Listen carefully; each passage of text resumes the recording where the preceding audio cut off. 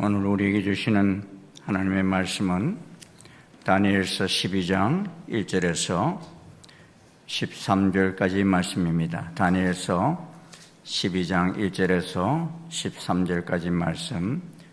오늘 성경 봉독은 백성철 목사님, 이미경 사모님의 딸 청년부 백하림 청년이 봉독하도록 하겠습니다.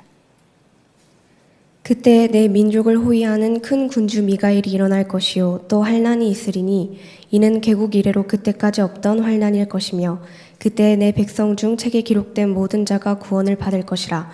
땅의 티끌 가운데에서 자는 자 중에서 많은 사람이 깨어나 영생을 받는 자도 있겠고 수치를 당하여서 영원히 부끄러움을 당할 자도 있을 것이며 지혜 있는 자는 궁창의 빛과 같이 빛날 것이요 많은 사람을 옳은 대로 돌아오게 한 자는 별과 같이 영원토록 빛나리라. 다니엘아, 마지막 때까지 이 말을 간수하고 이 글을 봉함하라. 많은 사람이 빨리 왕래하며 지식이 더하리라. 나 다니엘이 본즉 다른 두 사람이 있어 하나는 강 이쪽 언덕에 섰고 하나는 강 저쪽 언덕에 섰더니 그 중에 하나가 세마포 옷을 입은 자 곧 강물 위쪽에 있는 자에게 이르되 이 놀라운 일의 끝이 어느 때까지냐 하더라.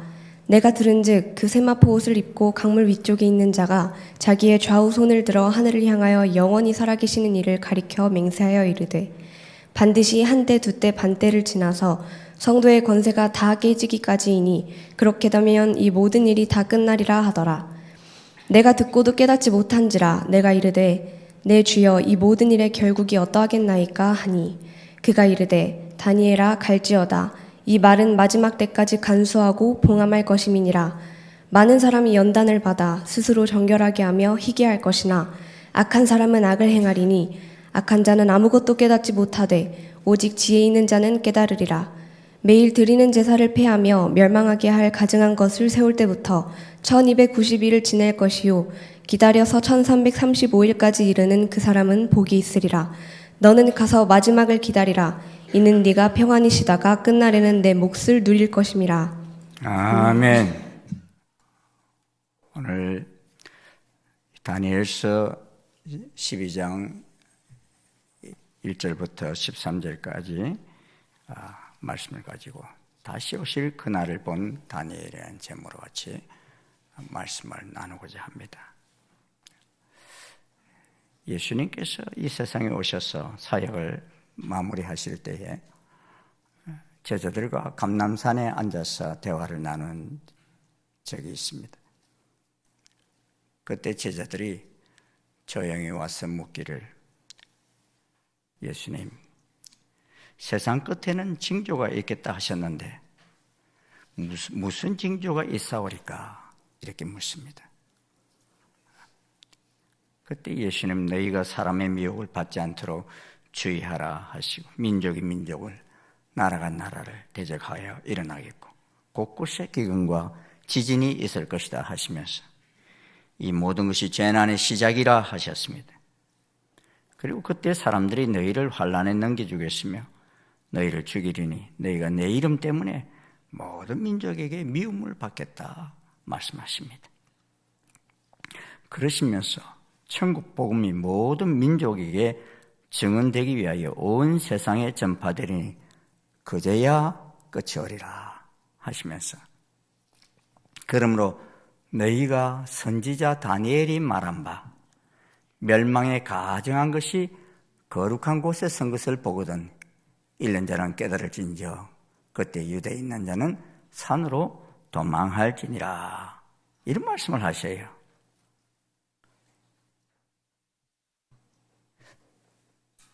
예수님께서 인용한 선지자가 있는데 그 선지자가 누구예요? 다니엘을 인용했어요.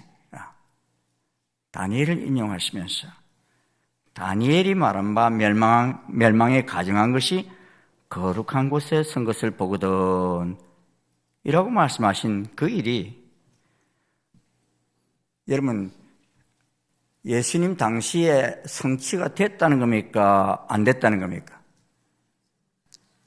예수님이 말씀하실 때 이 일이 멸망에 가증한 것이 거룩한 곳에 섰다는 거예요? 안 섰다는 거예요? 아직 안 섰다는 거죠. 예? 그러니까 구약시대에는 이게 완성이 안 된 거예요.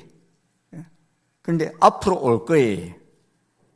그런 일이 선 것을 보거든 읽는 자는 깨달을진저. 그러면서 그때 유대에 있는 자들은 산으로 도망하라 그랬습니다. 그러면 여러분, 선지자 다니엘이 말한 바 멸망한 가정한 것이 거룩한 곳에 선 것이 무엇입니까, 여러분? 이게 어디에 있겠어요, 이 내용이? 네, 다니엘서에 있다네. 아니, 어려워요, 여러분? 어렵지 않잖아요. 다니엘 선지자 말한 바 그랬으니까, 이 다니엘서에 예수님이 말씀하신 이 사건이 있겠구나. 그걸 우리가 예측할 수 있지 않습니까? 그래서 저는 이 말씀들을 좀 어느 말씀을 가지고 이랬을까 하고서 이렇게 좀 찾아봤어요.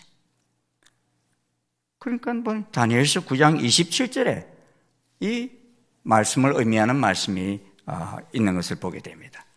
다니엘서 9장 27절 우리 한번 같이 읽어보십시다. 시작. 그가 장차 많은 사람들과 더불어 한 이레 동안의 언약을 굳게 맺고 그가 그 일의 절반에 제사와 예물을 금지할 것이며 또 포악하여 가정한 것이 날개를 의지하여 설 것이며 또 이미 정한 종말까지 진노가 황폐하게 하는 자에게 쏟아지리라 하였느니라.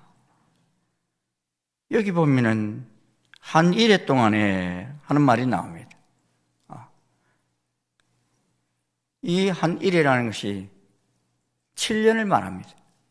7년 대하려면 70일의 가운데 마지막 때에 이 시기를 한 일이라고 그렇게 말하는데, 그래서 우리는 많이 종말론을 하는 분들이 이 한 일을 뭐라고 하면 7년 대환란 이런 말들을 자주 하죠. 마지막 때에 예수님이 오실 때 다 되었을 때 7년 동안 대환란이 있을 것인데 그 일의 절반의 제사와 예물을 금지할 것이다 그랬고, 또 이미 정해진 종말까지 진노가 황폐하게 하는 자에게 쏟아지리라 그랬습니다. 여러분, 오늘 다니엘 12장 1절에 보면 그때라는 단어가 3번이나 언급되고 있는 것을 보게 됩니다. 그런데 이 그때가 바로 종말론적인 단어로서의 마지막 때를 가리킵니다.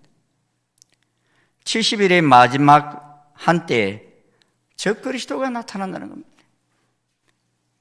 적그리스도는 스스로 높여서 사람들에게 자기를 하나님처럼 숭배하게 할 것을 말씀합니다. 그 말씀이 데살로니가 후서 2장 3절 4절에 말씀하고 있습니다. 같이 한번 읽어보겠습니다. 시작. 누가 어떻게 해도 너희가 미혹되지 말라.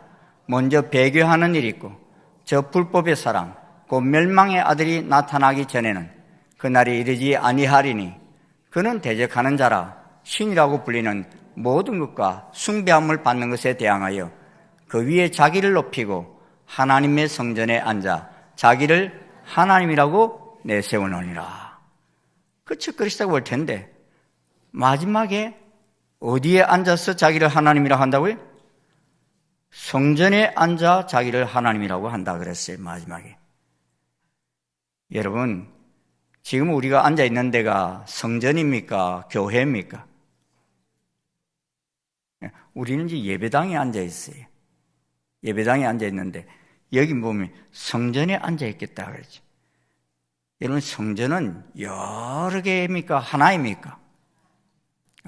지금은 여러 개예요. 왜?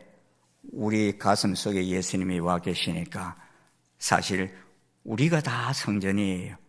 아멘? 왜? 주님이 와 계시는 곳이 성전이니까. 그런데 여기에서 지금 말하는 성전은 보면은 뭔가가 장소적인 성전인 것을 우리가 볼 수 있지 않습니까? 그렇다면은 지금 여러분 이스라엘 예루살렘에 성전이 지금 있습니까? 없습니까? 지금 성전이 있어요? 없어요? 없어요. 주 70년에 다 돌 하나도 돌 위에 남지 않고 다 무너졌어요. 근데 마지막 때에 이 성전이 다시 세워질 것을 말하는 것입니다.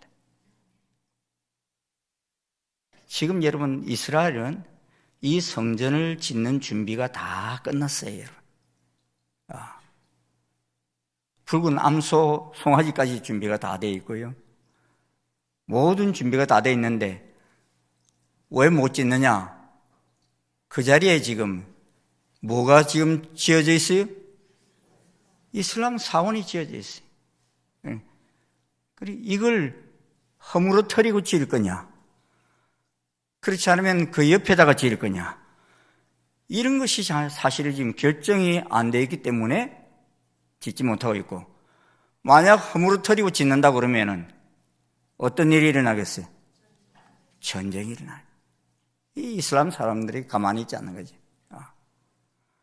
그래서 저도 이 예측을 하기가 참 힘들어요.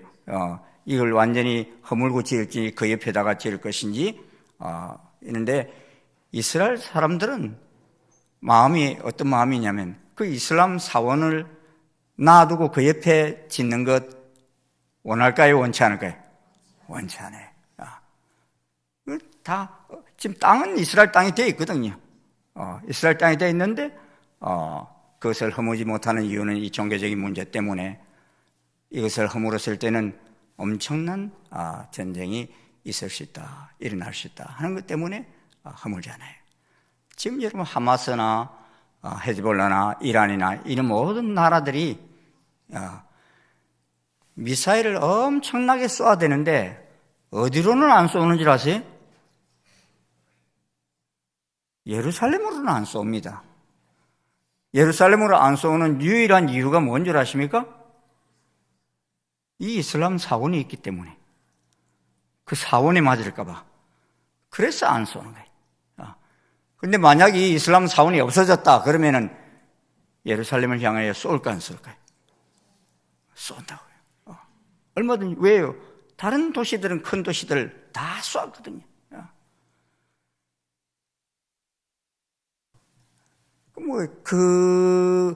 그거에 대한 자세한 이야기는 제가 다음 주에 또 스가랴서 할 때 좀 더 말씀을 드릴 거예요. 근데 예수님께서는 다시 오실 때를 분별할 수 있는 귀한 비밀을 누구에게 주셨냐? 제자들에게 주신 거예요. 나는 이 제자들이요, 이 질문을 해주신 것이 얼마나 고마운지 몰라요. 이 질문을 했기 때문에 주님께서 이 말씀을 주셨지 않습니까? 그러기에 이건 사실은 안 믿는 사람들이나 성경을 모르는 사람들은 죽었다 깨어나도 몰라요. 왜요? 성경 안 보는데 어떻게 알겠습니까? 그러나 우리들은 참으로 주신 축복이 너무 크다 하는 생각이 무엇입니까?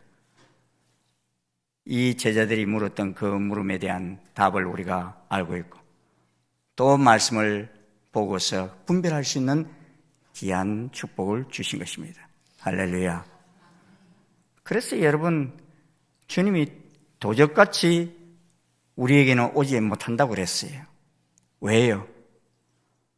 징조를 말씀해 주셨기 때문에, 그것을 보고서 분별할 수 있기 때문에 그러하다 하는 것입니다. 다니엘이 말한 사건이 이루어지는 것을 보고들랑 예수님이 오실 때가 가깝다는 것을 알라는 것입니다.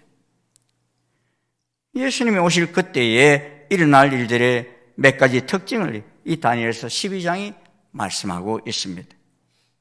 첫째로는 말세 내 민족을 호위하는 대군 미가엘이 일어나면서 시작됩니다. 미가엘은 하나님 같은 이가 누구신가라는 뜻을 가지고 있습니다. 이 미가엘이 누구일까 하는 것에 대해서 많은 논란들이 있습니다. 신약에서는 유다서 한 곳과 계시록 한 곳에서 등장합니다. 유다서에서 미가엘은 모세의 시체를 두고 마귀와 다투어 논쟁하는 천사로 등장하지요. 그러니 유다서에서 미가엘은 예수님은 아닌 것을 알 수 있어요. 그런데 계시록에서의 미가엘은 마귀를 상징했던 용과 싸우는 분으로 등장합니다. 마귀와 싸워서 이기는 존재, 그분은 사실은 누구입니까? 예수 그리스도이십니다. 그렇게 이 미가엘은 말세에 이스라엘 민족을 호위하는 큰 군주로 등장할 것이다 말씀합니다. 1절에 내 민족이라고 할 때 누구의 민족이라는 것입니까? 다니엘이 여러분 어느 민족입니까? 다니엘이 어느 민족에 속해 있어요? 유대 민족에 속해 있잖아요. 근데 내 민족이라, 다니엘 너 민족이라 그랬습니다. 이 말씀은 지금은 하나님께서 다니엘에게 주시는 말씀입니다. 그러게 이 내 민족이라는 이스라엘을 가리키는 것입니다.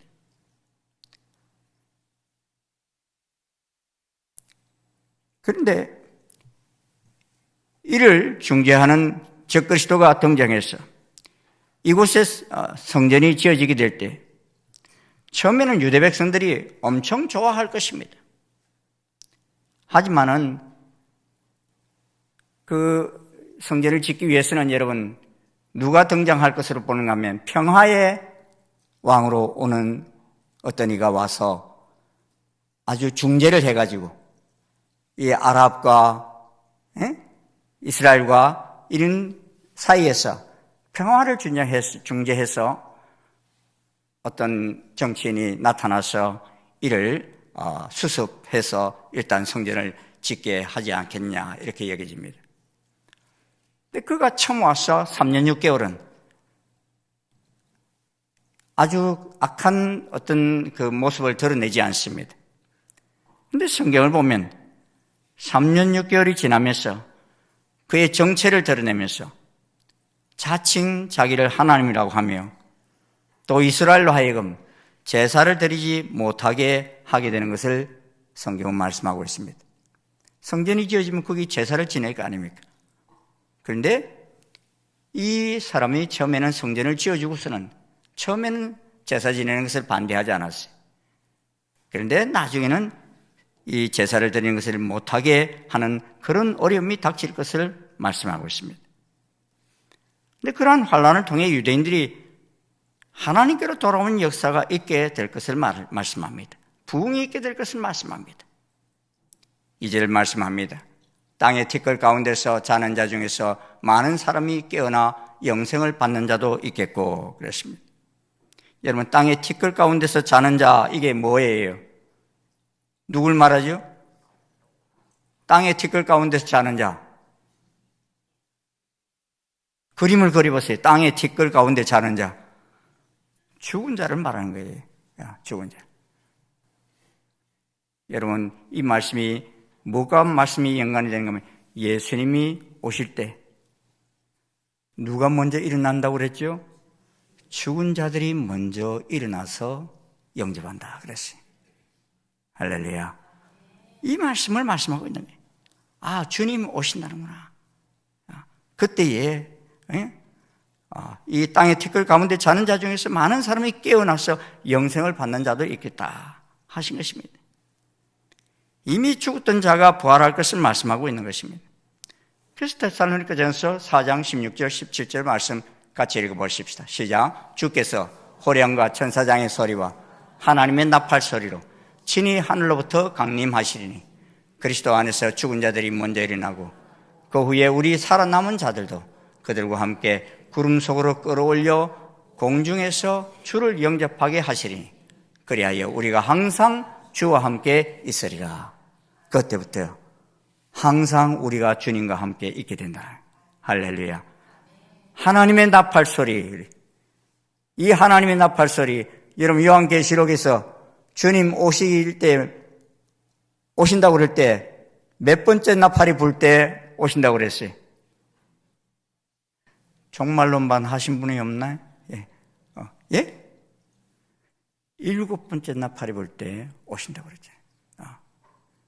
여기 이 나팔에 대한 이야기를 성경이 이 7번째 나팔 이야기를 여러 곳에서 어떤 곳에서는 하나님의 나팔이라고 큰 나팔이라고 그랬고 마지막 나팔이라고 그랬고 여러분 7개 나팔 중에 마지막 나팔이면 몇 번째 나팔이에요? 7번째 나팔이죠. 근데 이 데살로니가전서에서는 하나님의 나팔이라고 그랬어요. 그 나팔이 불 때 주님이 오신다 그랬습니다. 그때 대군 미가엘이 이스라엘을 호위하고 지켜 보호하겠다 그랬습니다. 이 미가엘은 다니엘서 10장 13절 20장 21절에도 언급되고 있고 유다서와 요한계시록에도 언급되고 있습니다. 요한계시록에서는 미가엘과 그의 사자들이 용과 더불어 싸운다 그랬습니다.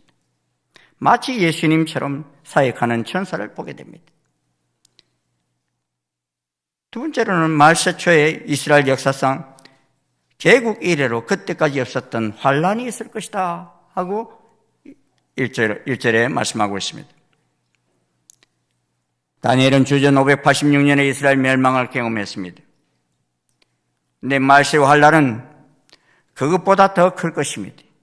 이 환란은 교회가 양육받는 기간인 한때, 두때, 반때에 있을 것입니다. 적그리스도는 자기를 숭배하지 않는 자를 핍박할 것입니다. 급기야 그에 대항하는 자들이 힘을 합쳐 그와 싸우게 될 것입니다.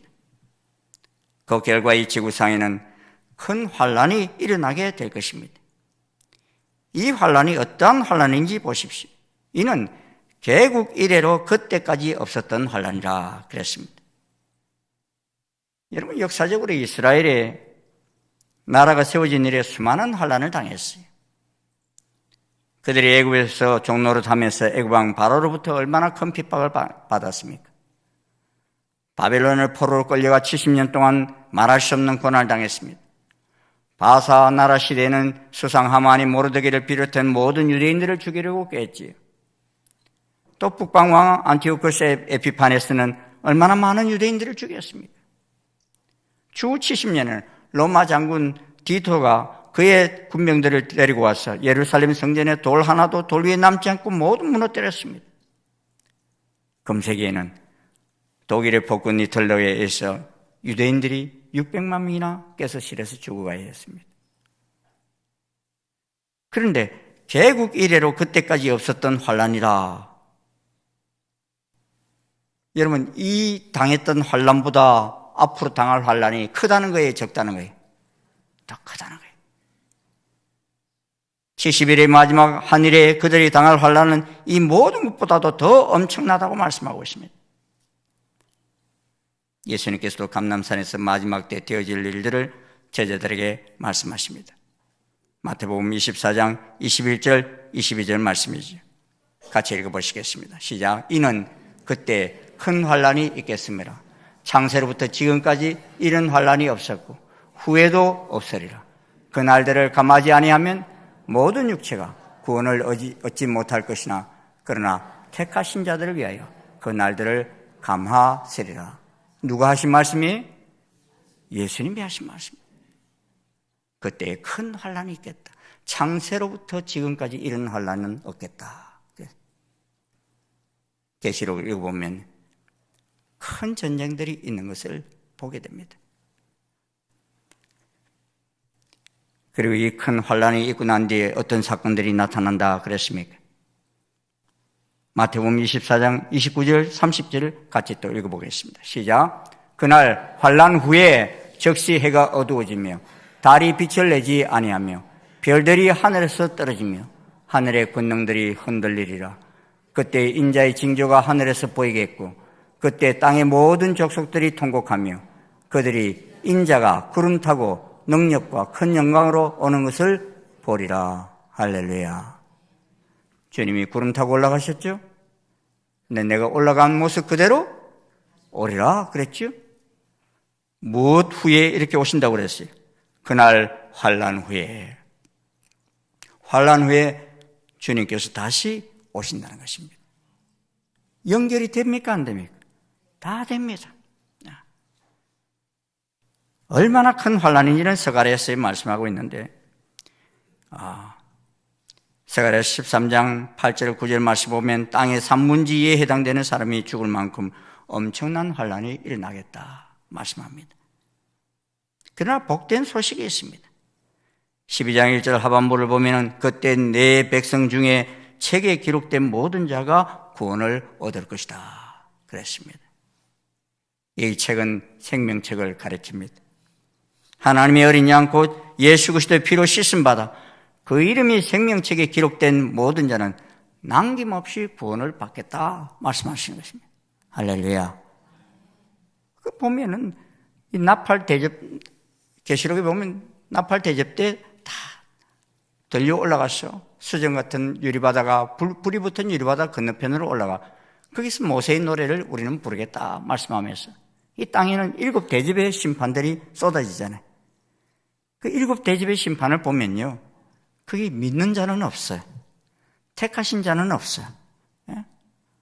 다 끝까지 믿지 않고 이를 갈면서도 복음을 받아들이지 않는 그들에게 임하는 심판인 것을 보게 됩니다. 오늘 우리가 본문을 통해 알 수 있는 것이 있습니다.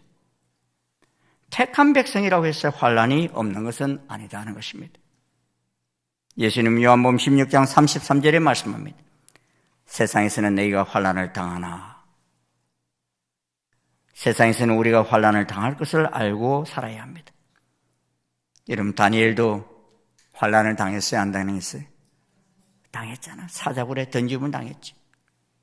하지만 하나님께서 천사를 보내셔서 사자 입을 막게 하셨습니다. 또 다니엘과 그 세 친구들 풀무불에 던짐을 당하지.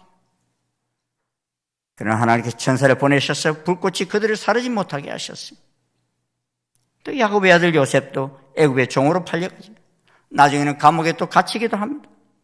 그러나 하나님께서는 환난 가운데 있는 요셉을 지켜주셨습니다.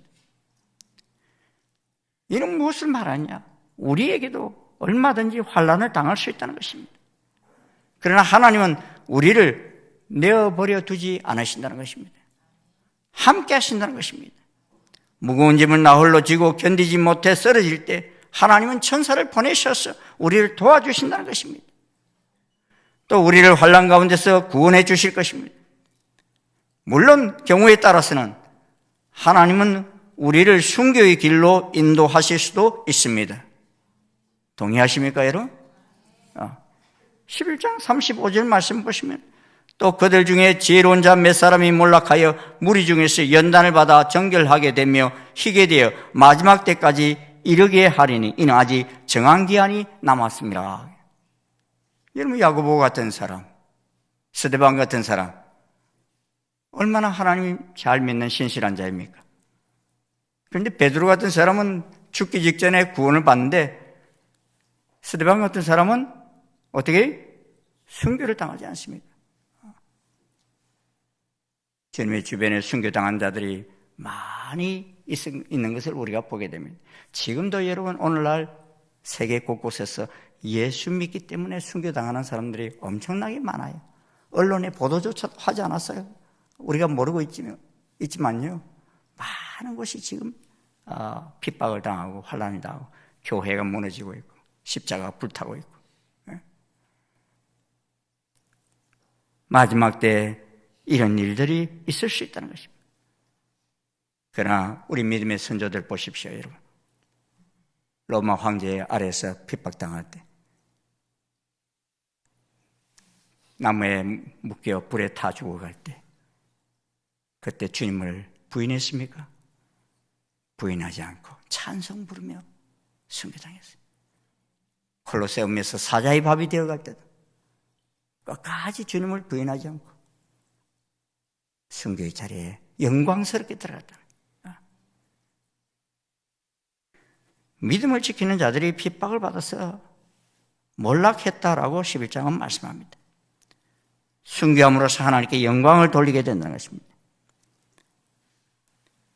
그 모습을 보면서 다른 사람들은 자신들의 믿음을 강하게 연단시키는 계기로 살게 될 것이라는 것입니다. 하나님은 우리를 홀로 두지 아니하시고 환난 가운데서 그러나 지켜주신다는 거예요. 그런데 여러분, 이런 환난들이 오는 이유가 뭐냐? 알곡과 쭉정이를 가르는 거예요. 우리가 편안할 때는 이 사람이 제대로 믿음이 있는지 없는지 잘 몰라요. 그런데 이런 엄청난 환난들이 딱 닥치면은 그 믿음이 다 드러나요. 이 탈곡할 때 이게 옛날에는 이렇게 도리끼라고 그러네? 내리쳤잖아요. 그 치는 게 뭡니까? 환난인 거예요. 안 치고는 그게 벗겨지지 않으니까. 그런 속에서 알곡들이 드러나게 된다는 것입니다. 저는 여러분들이 어떤 어려움과 어떤 역경 속에서도 주님을 부인하지 아니하고 영광스럽게 주님을 맞이할 수 있는 우리 모든 충신의 가족 되시길 주의 이름으로 축원합니다. 계시록 20장 15절에도 말씀합니다. 누구든지 생명책에 기록되지 못한 자는 불못에 던져지리라. 택한 자들을 핍박하고 괴롭히고 학대하던 저 그리스도와 그를 추종하던 모든 세력들은 마지막에 불못에 다 던져짐을 당하게 될 것입니다. 그러나 예수 그리스도를 믿음으로 말미암아 이미 우리는 그 이름이 생명책에 기록되었어 주님의 구원하심을 입게 되는 역사가 있게 될 것입니다. 실제로 말세는 내 백성 중에 기록된 내 백성 중 책에 기록된 모든 자가 다 구원을 받는다 그랬죠. 그럼 생명책에 기록되지 않는 자는 누구도 구원받지 못한다는 것이 신구약 성경의 일관된 가르침인 것입니다. 네 번째로는 말세로 많은 사람이 빨리 왕래하며 지식이 더할 것이다 그랬습니다. 이 마지막 때의 특징을 가르쳐 주는데 많은 사람이 빨리 왕래하며 지식이 더한다 그랬어요. 여러분 고려시대나 이럴 때에 부산서 서울까지 올라오면 한양까지 올라오면 얼마나 걸렸어요? 빨리 와야 15일 천천히 오면 한 달씩 이렇게 걸렸어요. 근데 지금은 2시간 만에 와요. 세계가 지금 일일 생활권이 되었어요. 일본에 가서 점심 먹고 다시 한국에 와서 잠을 자는 이런 세상이 되었어요. 빨리 왕래하고 지식이 다하래요. 요사이처럼 여러분 지식이 넘쳐나는 시대가 우리 살아봤습니까? 정말 엄청납니다. 여러분 요사이는요 똑똑한 사람이 옛날에는 우리 어렸을 때는 똑똑한 사람이 어떤 사람이었는가 하면 암송을 잘하는 사람이었어요. 예? 뭐라도 하나 잘 더 외우는 사람이었는데 요사이는요 똑똑한 사람을 암송을 잘하는 사람이라고 말하지 않아요. 똑똑한 사람이 누구냐? 인터넷에서 잘 찾아내는 사람. 예. 이런 지식이 어디에 들어있는지 젊은이들은 이게 얼마나 잘 찾는지요. 저는 4시간 동안 헤매던 거 우리 부목사님들한테 부탁하면 어떤 때는 5분 만에 탁 찾아가 가지고 와요. 어떤 때는 짜증스러워요. 야, 그만큼 여러분 이게 많은 지식이 있는데 이제는 이것을 얼마나 잘 찾고 활용하느냐 이런 사람들이 어떻게 보면 똑똑한 사람인 거예요. 지금 세상에 이 지식이 얼마나 흘러넘칩니까? 요사이는요, 설교까지도 이렇게 만들어준다고 그래요, 보니까. 예? 그는 AI라고 그러나요? 그런 아이들에게요, 이 다니엘서 12장을 종말론에, 근거해서 설교를 만들어봐라. 그러면 이걸 가지고 설교를 만든다고 그래요. 예? 내가 어떤 때 보면 좀 엉터리가 나와요, 보면. 예? 막 흘러가는 자료들만 다 가지고 만들다 보니까 인터넷에서 뜯어낸 그 자료만 가지고 만들다 보니까 전혀 아닌 엉뚱한 이론들도 막 들어와 있는 것을 보게 됩니다. 지금 우리가 이런 시대에 살고 있다고 그랬어요. 그래서 어빈 백스트 목사님 같은 분은 그랬어요. 종말이 앞으로 올 것이 아니라 우리가 지금 그 시대에 살고 있다 그랬어요. 여러분 그렇게 동의하십니까? 예. 별로 주님 오시기를 원치 않는 분들도 계시는 것 같아요. 그래도 나 살 만큼 산 다음에 오셨으면 좋겠습니다. 우리 아이들 시집장가 좀 보내고. 그러나 여러분 주님의 초림도 그랬지만요 재림도 전혀 우리가 예상하지 못했을 때 오실 수 있다는 사실을 기억해야 할 것입니다. 할렐루야. 예. 이 세마포 옷을 입은 한 사람이 강물 위에 있는 자에게 말씀합니다. 이 놀라운 일의 끝이 어느 때까지냐? 그러자 그는 영생하시는 분께 맹세하여 대답합니다. 반드시 한 때와 두 때와 반 때를 지나서 성도의 권세가 다 깨어지기까지니 그렇게 되면 이 모든 일이 다 끝나리라 그랬습니다. 다니엘도 모든 일이 끝날 때에 관련해서 깨닫지를 못했어요. 계시를 직접 보고 듣고 기록한 선지자지만 하나님께서 봉인하여 감추신 것을 사람이 헤아려 알 수 없었습니다. 다니엘은 궁금해서 내 주여 이 모든 일의 결국이 어떠하겠느냐 그랬습니다. 그러나 하나님께서는 다니엘에게조차 마지막 때 있을 상세한 징조를 알려주지 않았습니다. 다니엘아 갈지어다 이 말은 마지막 때까지 간수하고 봉함할 것이니라. 마지막 때까지 간수하고 봉함하라 그랬어요. 지금은 너가 다 이해를 못한다 이 말. 그러나 마지막 때 이것을 반드시 성도들이 읽어야 하니까 그걸 잘 봉함해서 전수하라는 거예요. 그 누구한테 전수해 줬어요? 우리한테 전수해 준 거예요. 그래서 다니엘이 잘 봉함해가지고 기록해서 이 말씀을 전수해 준 것입니다. 여러분 우리가 유대인들에게 참 고마워해야 할 중요한 이유 중에 하나가 무엇인가 하면 하나님의 말씀을 잘 양피지에 기록해서 오늘까지 전수해 줬다는 사실을 감사해야 합니다. 유대인들이 이렇게 하지 않았다면 우리가 지금 성경을 읽을 방법이 있겠어요? 예수님이 제자들과 나눈 대화 읽을 방법이 있겠어요? 그런 대화를 했는지 알 수 있겠어요?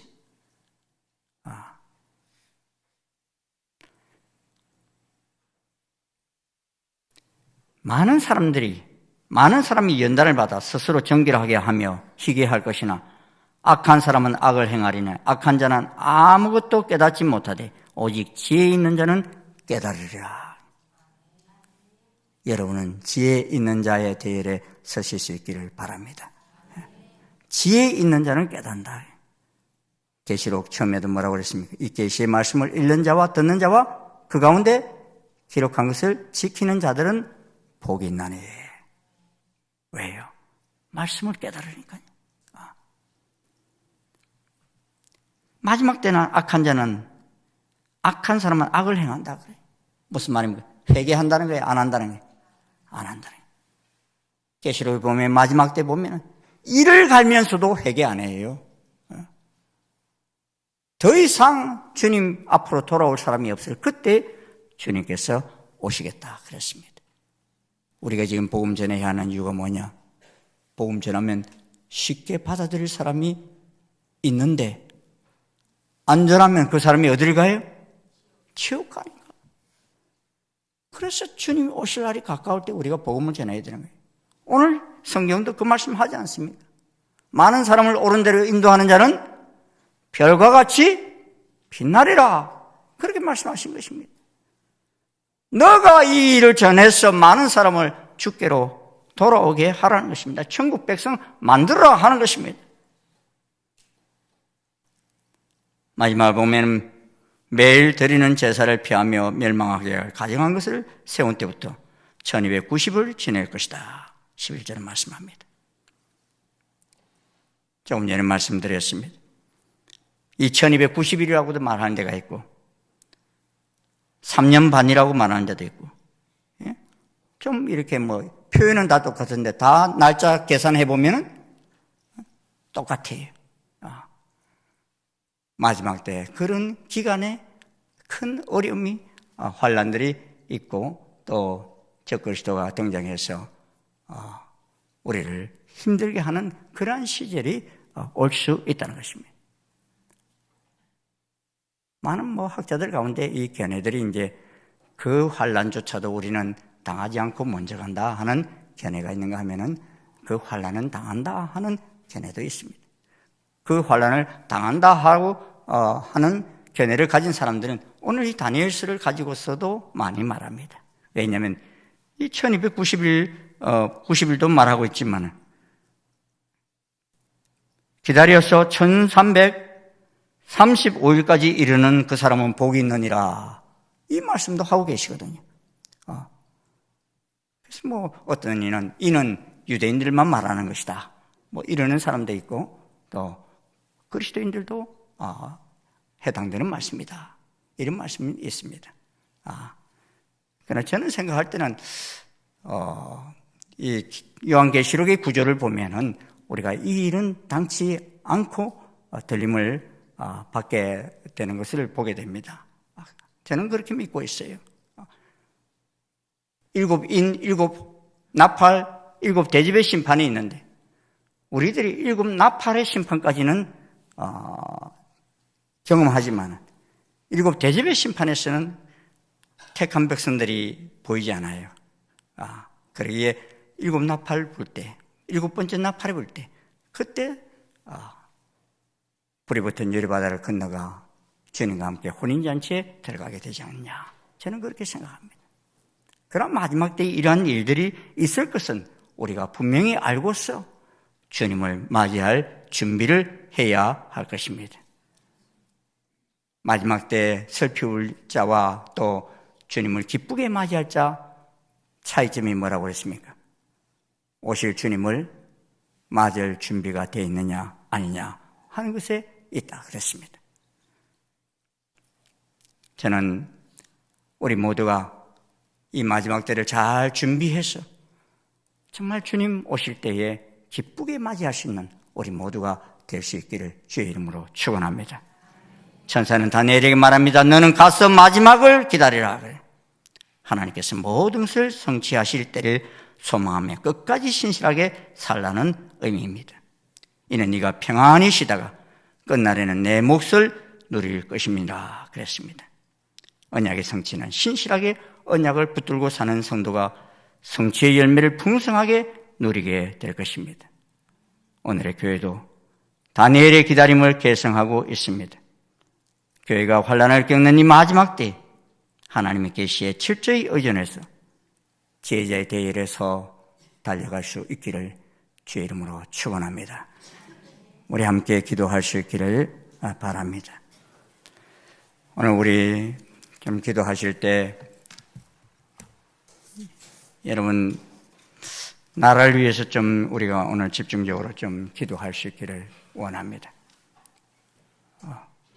우리가 오늘 지금 이곳에서 예배드리고 있지만 우리 나라의 앞날이 참 너무 위태위태하고 어려운 시대 속에 우리가 지금 살고 있음을 여러분 잊지 마시기를 바랍니다.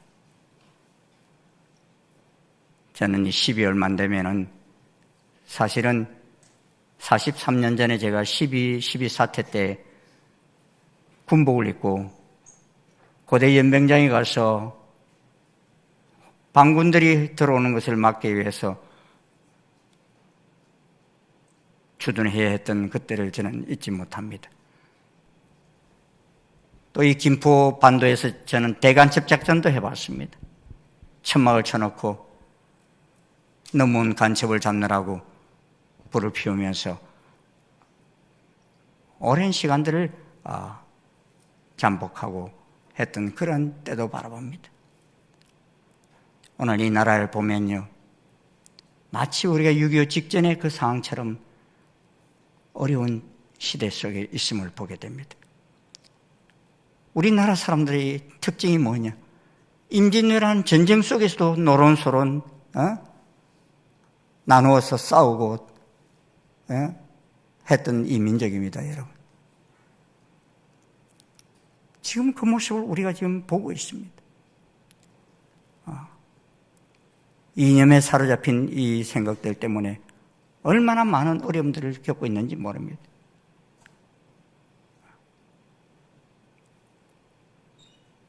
저는 오늘 여러분 기도하실 때 이렇게 기도하십시다. 예수님, 이 나라의 왕이 되십시오. 이 나라를 다스려 주십시오. 하나님이 보시기에, 우리가 보는 눈으로 말고 하나님 보시기 불의한 것들 다 무너뜨려 주시고 공의가 하수처럼 흐르게 해 주십시오. 하나님 다스리는 나라가 되기를 소원합니다. 그래서 이 마지막 때 이 한국이, 대한민국이 하나님의 깊으신 그 뜻을 열방에 전할 수 있는 마지막 사명자로서 쓰임받게 해달라고 간절하게 기도하시고, 우리 다음 세대까지도 정말 하나님 잘 믿는 이 백성으로서 달려가기에 부족함이 없는 우리들이 되게 해달라고, 우리가 이 마지막 때 사는 이 시대 속에서 지혜자의 대열에 서서 하나님 많은 사람을 옳은 대로 인도하며 별과 같이 빛나는 그런 대열에서는 우리가 될 수 있게 해달라고, 우리 간절하게 주님 앞에 3번 부르짖고, 여러분 우리 하나님 앞에 이 나라를 버리지 마시고 꼭 지켜주시도록 간절하게 기도할 수 있기를 원합니다. 우리 통성으로 기도하겠습니다. 주여, 주여, 주여, 주여, 아버지.